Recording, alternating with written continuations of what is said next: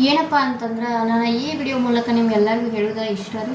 Please ನಾನು ಮಾಡಿರುವಂಥ ತಪ್ಪನ್ನು ನೀವು ಯಾರೂ ಮಾಡೋಕ್ಕೆ ಹೋಗಬೇಡಿ ಅನ್ನೋದೇ ನನ್ನ ಉದ್ದೇಶ ರೀ. ನಾನು ಅಂಥ ತಪ್ಪು ಏನು ಮಾಡೀನಿ, ಯಾಕೆ ಹಿಂಗಾಯಿತು ಅಂತ ನಿಮಗೆ ಹೇಳ್ತೇನೆ ರೀ. ಯಾಕೆ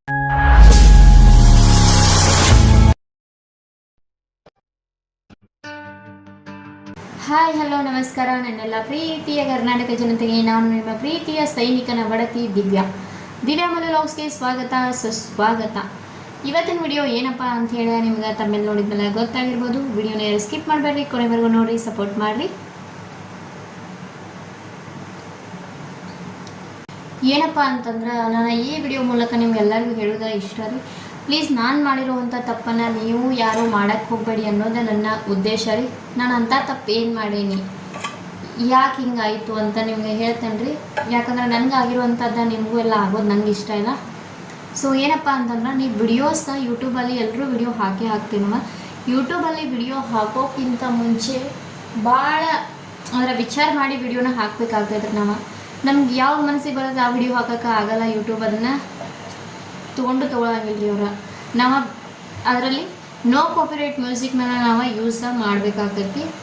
ಕಾಪಿರೈಟ್ ಇರುವಂಥ ಮ್ಯೂಸಿಕ್ನ ನಾವು ಯೂಸ್ ಮಾಡಿದರೆ ನಮ್ಗೆ ಕಾಪಿರೈಟ್ ಅಂತ ಆಟೋಮೆಟಿಕ್ ಕೊಡ್ತಾರೆ. ಬೇರೆ ಮ್ಯೂಸಿಕ್ನ ಯೂಸ್ ಮಾಡೋದ್ರಿಂದ ನಮ್ಗೆ ಕಾಪಿರೈಟ್ ಬರ್ತೈತಿ. ಸೊ ನಾವೇನು ಮಾಡ್ಬೇಕು, ನೋ ಕಾಪಿರೈಟ್ ಮ್ಯೂಸಿಕ್ನ ನಾವು ಯೂಸ್ ಮಾಡಬೇಕಾಗ್ತೈತೆ ರೀ. ಸೊ ಅವೇನು ಸಿಗ್ತಾವೆ ನಿಮ್ಗೆ ಇನ್ಶಾರ್ಟಲ್ಲಿ ಎಡಿಟ್ ಮಾಡಿದ್ರೆ ಅದರೊಳಗೆ ನಿಮ್ಗೆ ನೋ ಕಾಪಿರೈಟ್ ವ್ಲಾಗ್ಸ್ ಅಂತ ಮ್ಯೂಸಿಕ್ ಅದಾವ, ಅವ ನಿಮ್ಗೆ ಸಿಗ್ತಾವೆ ರೀ. ಆಮೇಲೆ ಮತ್ತೊಂದು ಇನ್ನೊಂದು ಏನಪ್ಪ ಅಂತಂದ್ರೆ ದಯವಿಟ್ಟು ಯಾರೋ ಬೇರೆಯವರ ವಿಡಿಯೋನ ತೊಗೊಂಡು ನಿಮ್ಮ ಯೂಟ್ಯೂಬ್ ಚಾನಲ್ ಒಳಗೆ ಹಾಕಕ್ಕೆ ಹೋಗ್ಬೇಡ್ರಿ. ಮತ್ತು ಓಲ್ಡ್ ವಿಡಿಯೋಸ್ ನಿಮ್ಮ ಚಿಕ್ಕ ಮಕ್ಕಳದು ಓಲ್ಡ್ ಫೋಟೋಸ್ ಎಲ್ಲ ಇರ್ತಲ್ಲ ಅವನ್ನೆಲ್ಲ ವಿಡಿಯೋಗಳನ್ನ ಹಾಕಕ್ಕೆ ಹೋಗ್ಬೇಡ್ರಿ.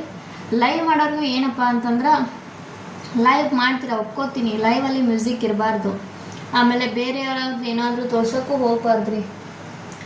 ಏನಂತಂದ್ರೆ ನಾನು ನನ್ನದ ಎಕ್ಸಾಂಪಲ್ನ ನಿಮ್ಮ ಮುಂದೆ ಕೊಡತ್ತೀನಿ, ನಾನು ಬೇರೆ ಯಾರಿಗೂ ಕೊಡತ್ತಿಲ್ಲ. ನನ್ನ ಪರ್ಸ್ನಲ್ ಆಗಿರುವಂಥದ್ದನ್ನ ನಾನು ನಿಮ್ಗೆ ಮುಂದೆ ಶೇರ್ ಮಾಡತ್ತೀನಿ.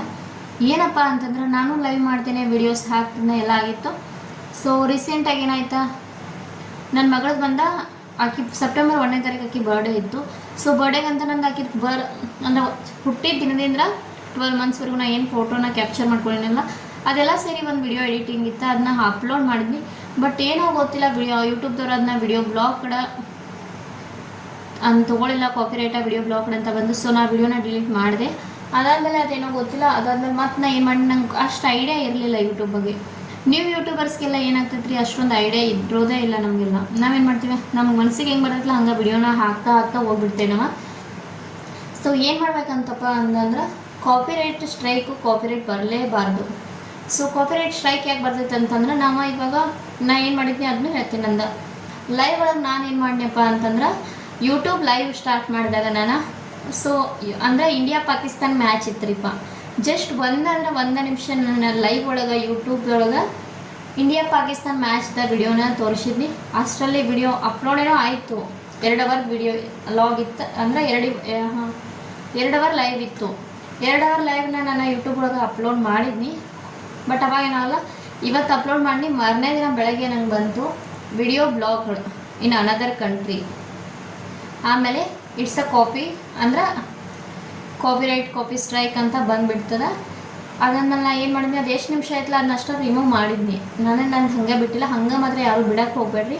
ಸೊ ರಿಮೂವ್ ಮಾಡಿರಿಪ್ಪ ದಯವಿಟ್ಟು. ಫುಲ್ ವಿಡಿಯೋ ಡಿಲೀಟ್ ಮಾಡೋದು ಅವಶ್ಯ ಇಲ್ಲ, ಅಲ್ಲಿ ಇರೇಸ್ ಅಂತ ಬರುತ್ತೆ, ಇರೇಸ್ ಮೇಲೆ ಕ್ಲಿಕ್ ಮಾಡಿ ರಿಮೂವ್ ಮಾಡಿರಿ. ಸೊ ನಾನು ಅದನ್ನೇನೋ ರಿಮೂವ್ ಮಾಡೇನಿ.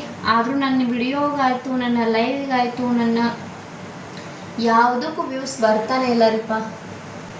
ನಾನು ಎಷ್ಟು ಚೆನ್ನಾಗಿ ವಿಡಿಯೋ ಮಾಡಿದ್ರು ವ್ಯೂಸ್ ಬರ್ತಾನೆ ಇಲ್ಲ. ತಮ್ನೇಲ್ ಚೆನ್ನಾಗಿ ಹಾಕ್ತಿದ್ದೀನಿ, ಟೈಟಲ್ ಕೊಡ್ತೀನಿ, ಹ್ಯಾಶ್ಟ್ಯಾಗ್ ಕೊಡತ್ತೀನಿ, ಬಟ್ ಆದರೂ ವ್ಯೂಸ್ ಮಾತ್ರ ಬರ್ತಾನೆ ಇಲ್ಲ ರೀ. ಆಮೇಲೆ ಲೈವ್ ಒಳಗೂ ತಗೋರಿ, ಇವಾಗ ಫೇಸ್ ಲೈವ್ ಮಾಡಿದ್ರು ವ್ಯೂಸ್ ಬರಲೇಬೇಕು. ಬಟ್ ಫೇಸ್ ಲೈವ್ಗೂ ವ್ಯೂಸ್ ಇಲ್ಲ, ಹೈಡ್ ಲೈವು ಬ್ಯಾಕ್ಗ್ರೌಂಡ್ ಅದು ಇದು ಇಟ್ಟು ಮಾಡಿದ್ರು ವ್ಯೂಸ್ ಬರ್ತಾನೆ. ಟೋಟಲಿ ನನ್ನ ವ್ಯೂಸ್ ಮಾತ್ರ ಫುಲ್ ಡೌನ್ ಆಗಿಬಿಟ್ಟೈತಿ. ಇವಾಗ 3 ಮಂತ್ಸ್ ಅಂದ್ರೆ ನನಗೆ ವ್ಯೂಸ್ ಮಾತ್ರ ಕೊಡ್ತಾನೆ ಇಲ್ಲ ಯೂಟ್ಯೂಬ್ ಅವರು. ಅಂದ್ರೆ ಏನಪ್ಪ ಅಂದರೆ ನಾವು ಕಾಪಿ ಸ್ಟ್ರೈಕ್ ತೊಗೊಳೋದ್ರಿಂದ ಏನಾಗ್ತೈತಿ, ಜಾಸ್ತಿ ಅಂದರೆ ಮೇನ್ ಕಾಪಿ ಸ್ಟ್ರೈಕ್ ತೊಗೊಳೋದಂದ್ರೆ ನಮ್ಮ ವಿಡಿಯೋ ನೋಟಿಫಿಕೇಶನ್ ಅವ್ರು ಸಬ್ಸ್ಕ್ರೈಬ್ ಆಗಿ ನೋಟಿಫಿಕೇಶನ್ ಅಂತೂ ಎಲ್ಲರೂ ಆನ್ ಮಾಡ್ಕೊತಾರೆ. ಬಟ್ ಆದರೂ ಏನಪ್ಪ ಅಂದ್ರೆ ಅವ್ರಿಗೆ ನೋಟಿಫಿಕೇಶನ್ ಹೋಗತ್ತಿಲ್ಲ ರೀ. ಅದು ನನ್ನ ಹಂಗಾಗೈತೆ. ನಾನು ಲೈವ್ ಬಂದರೂ ನಮ್ಮ ಮನೆಯವ್ರ ಫೋನ್ಗೆ ನೋಟಿಫಿಕೇಶನ್ ಬರೋಲ್ಲ. ಎಲ್ಲರೂ ಒಂದೊಂದ್ಸರಿ ಬರ್ತಾರೆ, ನೀವು ಇಷ್ಟು ದಿನ ಯಾಕೆ ಲೈವ್ ಮಾಡಿಲ್ಲ, ಇಷ್ಟು ದಿನ ಯಾಕೆ ವಿಡಿಯೋ ಹಾಕಿಲ್ಲ ಅಂತಲೇ ಬರ್ತಾರೆ ರೀ. ನಾನು ಅದೇ ಹೇಳ್ತೀನಿ, ಡೈಲಿ ಆಗ್ತಿದ್ದೀನಿ ಬಟ್ ನೋಟಿಫಿಕೇಶನ್ ಬಂದಿಲ್ಲ ಏನ್ರಿ ಅಂತೇಳಿ. ಅವರೆಲ್ಲರೂ ಹಂಗೆ ಹೇಳ್ತಾರೆ, ಇವಾಗೂ ಲೈವ್ ಅದೇ ನೀವು ಬಟ್ ನೋಟಿಫಿಕೇಶನೇ ಬಂದಿಲ್ಲ ನಮ್ಗೆ. ಸೊ ಎಲ್ಲ ನನ್ನ ಮಾಡಿರುವಂಥ ಒಂದು ದೊಡ್ಡ ಮಿಸ್ಟೇಕ್. ನಂಗೆ ಗೊತ್ತಿರಲಿಲ್ಲ ಲೈವ್ ಒಳಗೆ ಕ್ರಿಕೆಟ್ ಮ್ಯಾಚ್ ನಾವು ತೋರ್ಸೋಕೆ ಎಲಿಜಿಬಲ್ ಅದಾವೋ ಇಲ್ಲ ಅನ್ನೋದು. ನಾನು ಹಂಗೆ ತೋರಿಸ್ಬಿಟ್ನಿ, ಅದ ಕಾಪಿ ಸ್ಟ್ರೈಕ್ ಅಂತ ಬಂತ್ರಿ. ಸೊ ಏನು ಮಾಡೋಕ್ಕಾಗಲ್ಲ, 3 ಮಂತ್ಸ್ ಮಾತ್ರ ವೇಟ್ ಮಾಡಲೇಬೇಕು. ಕಾಪಿರೈಟ್ ಸ್ಟ್ರೈಕ್ 1, ಸ್ಟ್ರೈಕ್ 2, ಸ್ಟ್ರೈಕ್ 3 ಅಂತ 3 ಇರ್ತವೆ.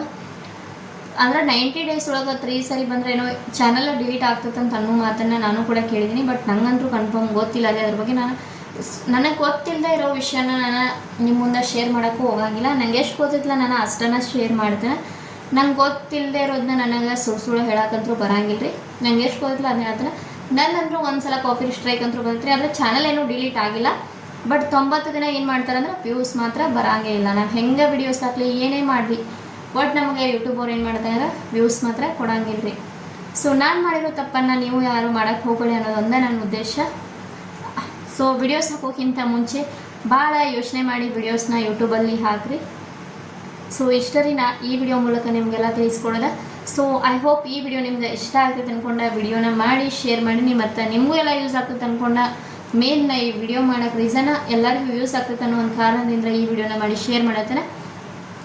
ಸೊ ವಿಡಿಯೋ ಇಷ್ಟವಾದರೆ ಲೈಕ್ ಮಾಡಿ, ಶೇರ್ ಮಾಡಿ, ಕಮೆಂಟ್ ಮಾಡಿ, ಹಾಗೆ ನಿಮ್ಮ ಫ್ಯಾಮಿಲಿ ಫ್ರೆಂಡ್ಸ್ಗೂ ಶೇರ್ ಮಾಡಿ.